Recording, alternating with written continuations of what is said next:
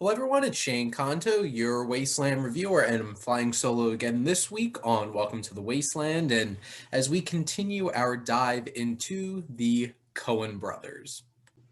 Along with continuing our look at the Coen brothers, we're also going to be taking a look at our big wide release for next weekend, Nobody, then jumping into my personal favorite of all the Coen brothers films, The Big Lebowski.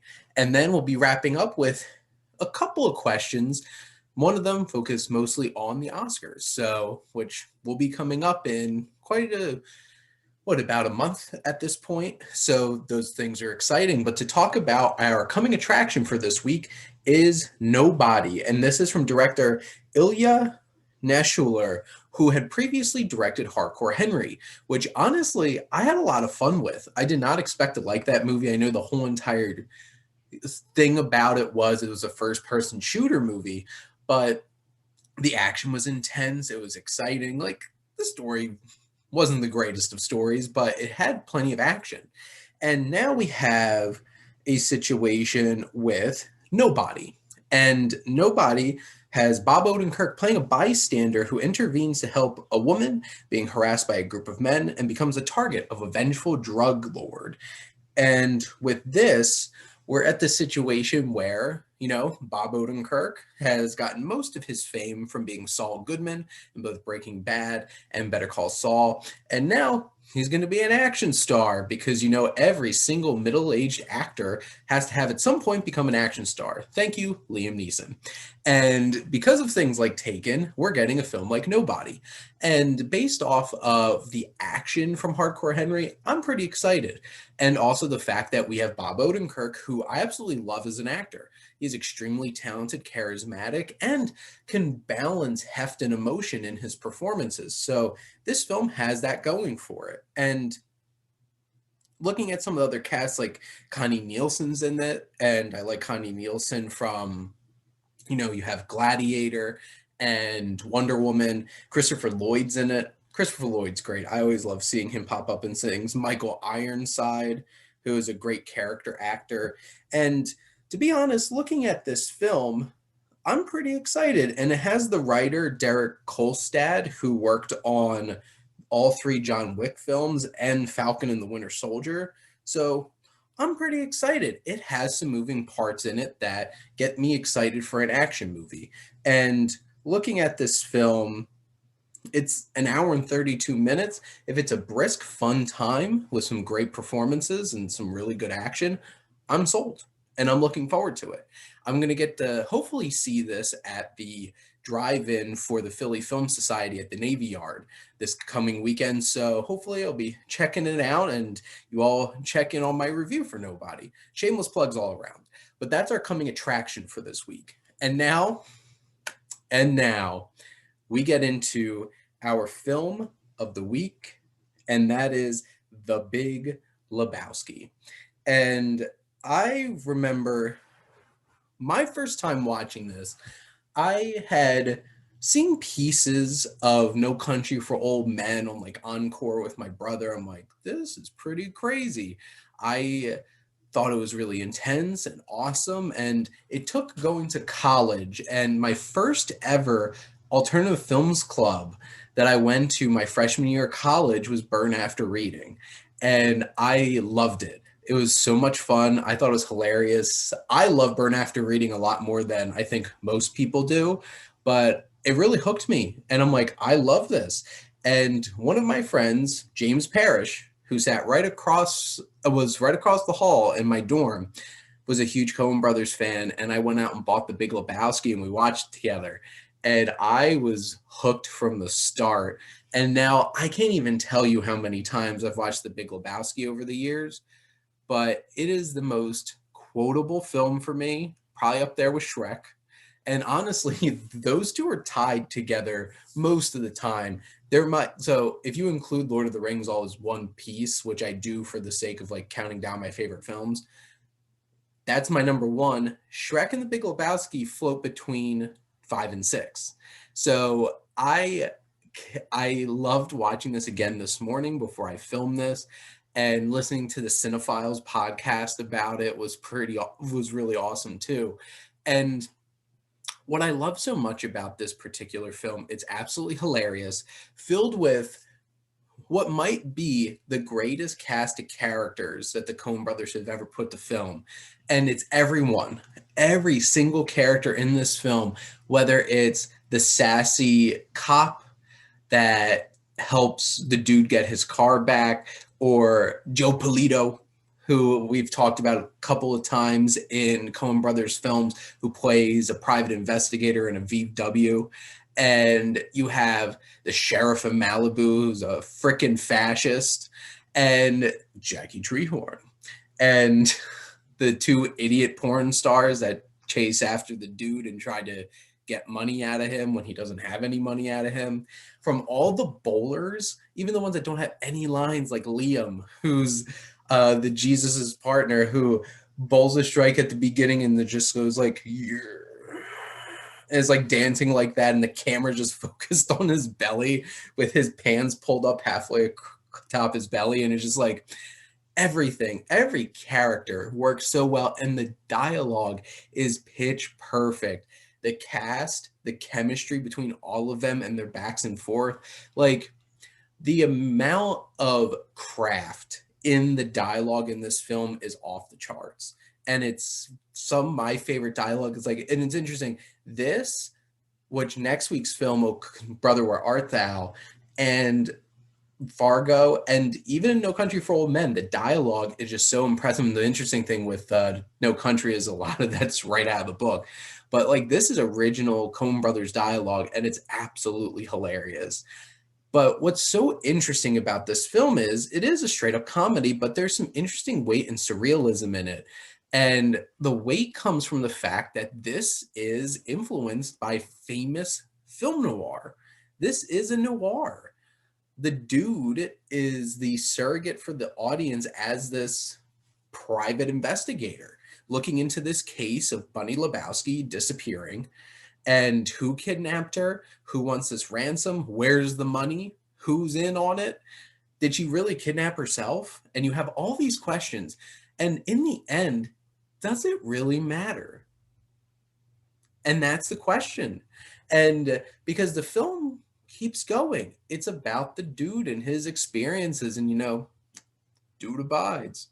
And starting at the Coen brothers level, they directed this to perfection, and they let their actors do their thing. They had amazing actors, picked perfect people to play them. Like Jeff Bridges is the dude wearing his own clothes, and John Goodman as this John Milius type Walter Sobchak, who, like, this is going to sound crazy, but is personally my favorite character in any movie. Walter is absolutely hilarious and such a walking contradiction, and is so fascinating. And he could go from, I was like, hey, pissed on your rug. Oh, by the way, dude, Chinaman is not the preferred nomenclature.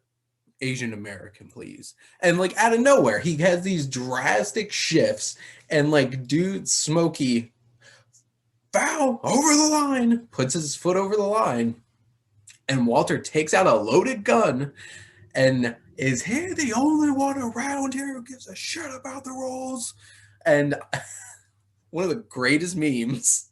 And I love quoting that because it's like, in his mind, how everything goes back to Vietnam. This isn't Vietnam. This is bowling. There's rules.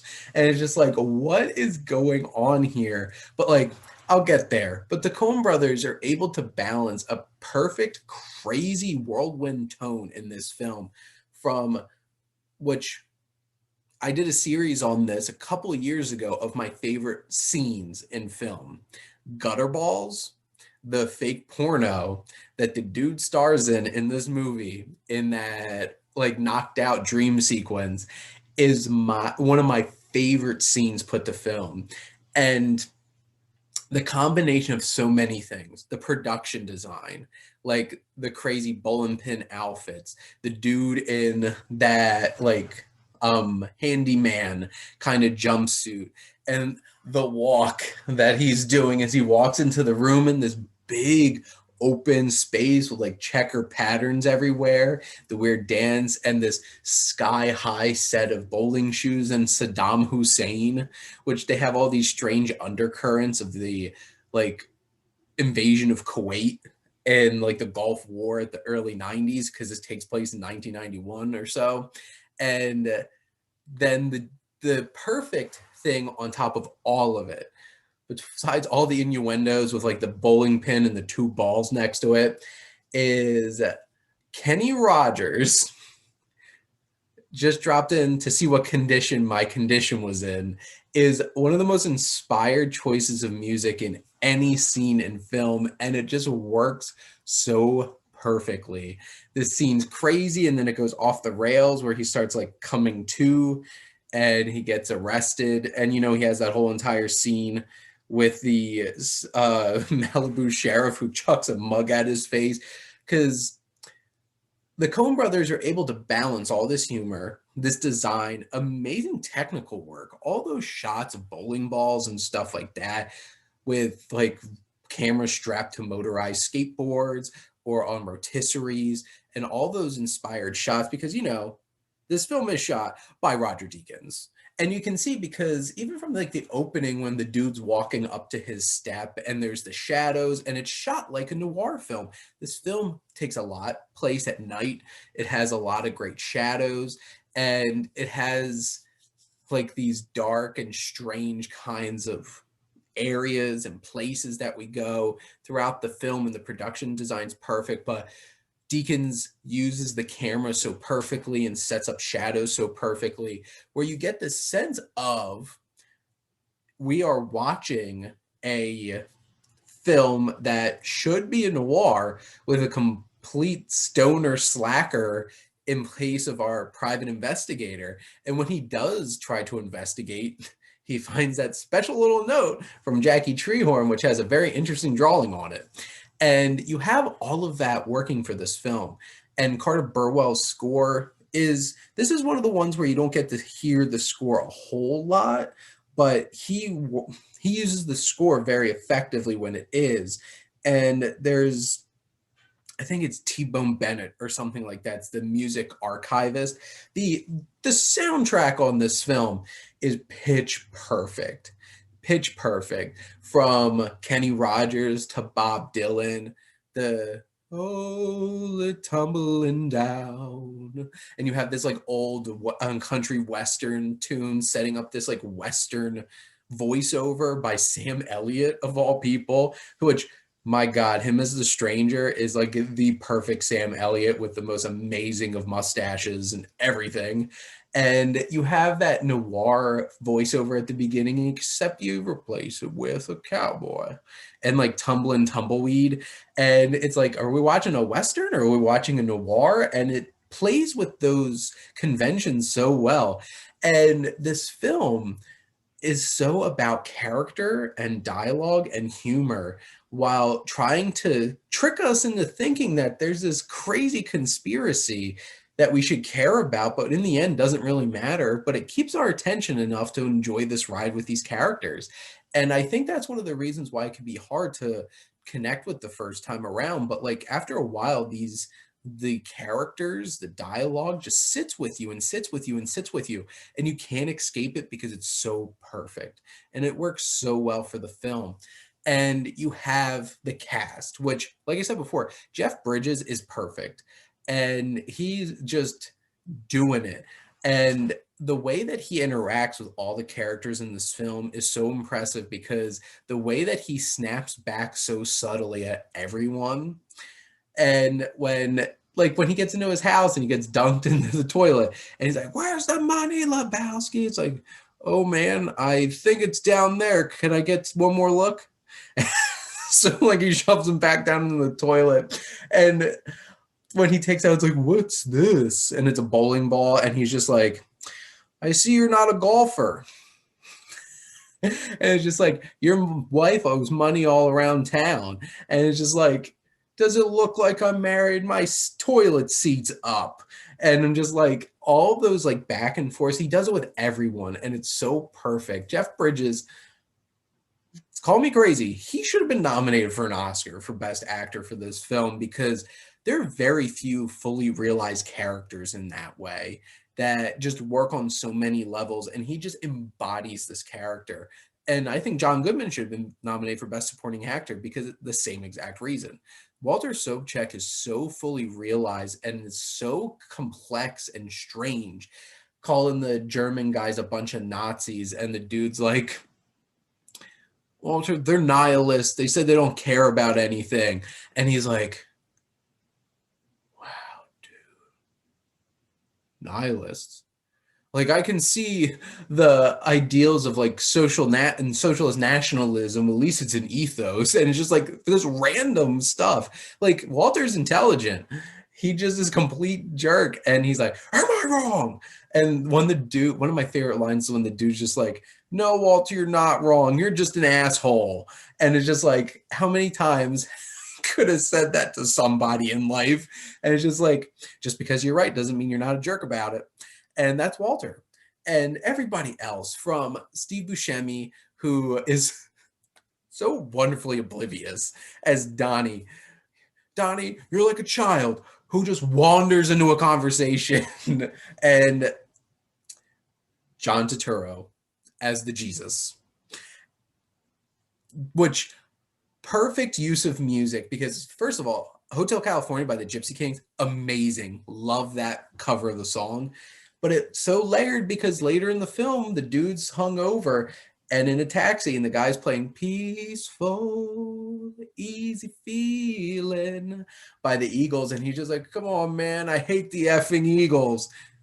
And it's that the Coens know those little details. And of course, the dude's pederast arch nemesis, the Jesus, would be debuted on screen with a cover of an Eagle song, and it works so well.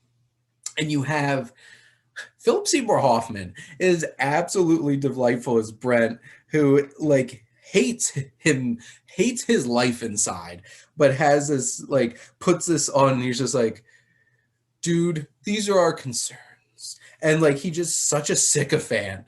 And to David Huddleston, who is the Big Lebowski, who is fantastic in this and Blazing Saddles, and Julianne Moore, who's Maud.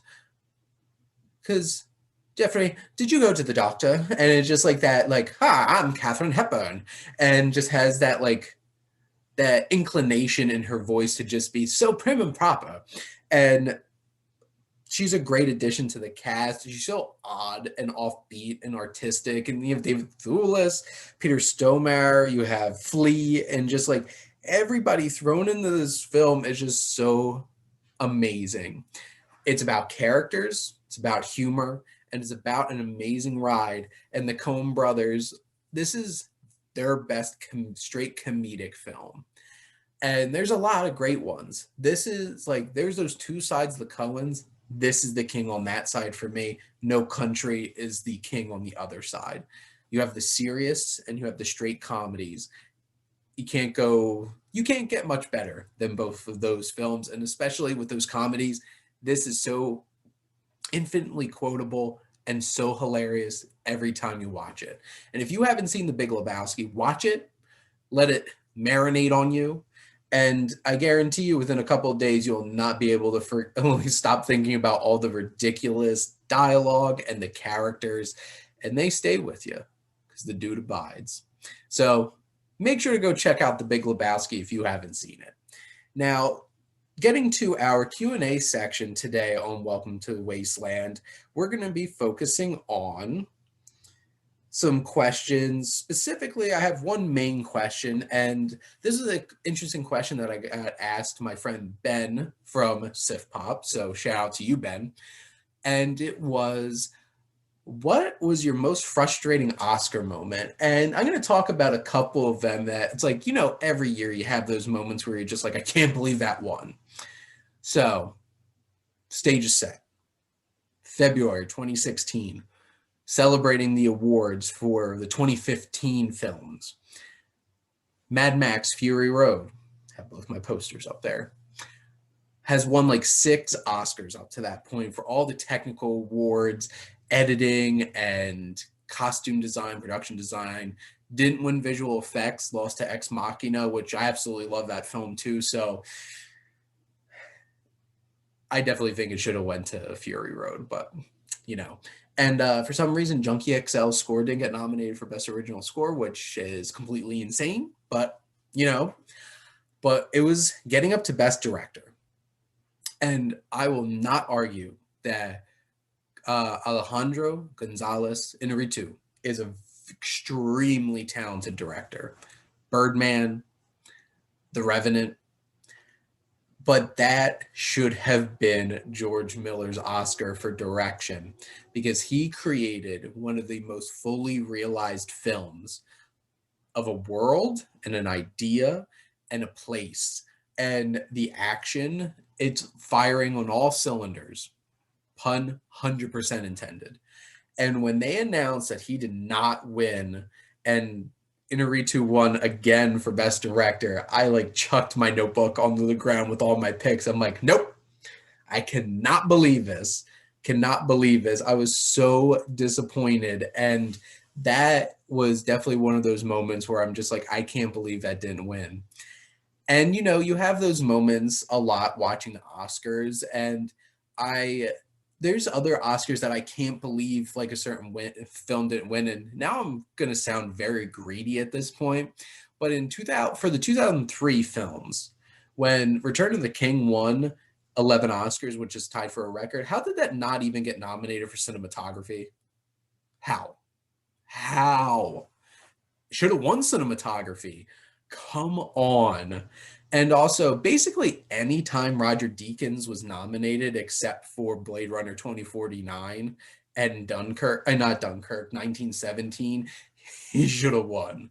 Like what he did with Oh Brother, Where Art Thou, in terms of revolutionizing in post production, desaturating a whole entire film and changing all that and really change what you can do with film digitally, that should have been recognized with an award. And he should have won so many times. Like, God, Prisoners. Oh my God, what a beautiful film, beautifully shot film, perfectly shot film. There's so many of them for Deakins, and I'm sitting here like obviously I could be like Deakins should have won all of them. Should have won every time he was nominated. But I don't want to be like that. There's definitely other times where it's like I really wanted Michael Keaton to win for Best Actor for Birdman. To be honest, I was not the hugest fan of, which is interesting, of Eddie Redmayne as Stephen Hawking and in The Danish Girl. Honestly, after I watched both of those films, I thought that the women, his co-leads, did so much better in those films than he did. And I'm like, I don't think it was the most amazing performance. And I really thought Michael Keaton should have beat him for Best Actor. And probably the one emotionally that I felt so strongly was, and yeah, this could potentially be like a achievement award kind of thing too, but like Sylvester Stallone should have won Best Supporting Actor for Creed, but it's hard to argue Mark Rylance because Mark Rylance is an incredible actor, and Bridge of Spies, he does such an amazing job in it. But I really wanted Sly to win for that. Wanted him so bad. And to be perfectly honest, probably the award that I'm most disappointed about every year is special effects because I don't know, they always seem to go with films that are a lot smaller and modest. And usually that should be an award that you give to film that you're like really deserves it. Cause like, how the hell did War for the Planet of the Apes, Dawn for the Planet of the Apes, none of them win best special effects, visual effects? Those apes looked real. I have to think about it, but I think Dawn of the Planet of the Apes lost to Jungle Book, which I'm not surprised about that because like Jungle Book was like the whole entire film was. So, but like War for the Planet of the Apes should have won. And I guess the last one that I'm going to bring up in terms of Oscars is God, thinking about when, what was it? In terms of having something like Bohemian Rhapsody win quite a few awards, and especially when it won editing for a film that had like atrocious editing in it. There's definitely awards like that where it's just like that literally makes no sense. How did this win? And also all the times with like the category fraud and stuff like that, which especially this year seeing as two Judas and the Black Messiah actors got nominated for Best Supporting Actor, when one of them is literally the Judas and the other one's the Messiah in the name of the movie. And the Judas is the lead actor. Like, he's the lead in the film. Makes no sense. I'm glad both of them got nominated because they're both great. But I guess I'll digress on things that make me angry at the Academy Awards. But the thing is, I love movies and I'll always watch it. So I'm looking forward to having hopefully a small and safe Oscar party this year with some of my friends who will be vaccinated. So I'm excited about that. But those are my Q&A questions for this week. You know, if you want to get questions added on to Welcome to the Wasteland, message me on Instagram, comment on these videos, reach me any way that you have access, send me those questions, and they'll be answered on here. And if anybody's interested, Jess, my girlfriend, will definitely be joining next week for Oh Brother, Where Art Thou, which I'm very excited about. But if anybody else wants to join, you know, the drill, just message. Looking like we'll be doing Oh Brother, Where Art Thou, The Man That Who Wasn't There, and Intolerable Cruelty over the next couple weeks, which I'm excited about that one. I enjoy that one a lot. But I want to thank all of you for always tuning in and supporting your Wasteland Reviewer.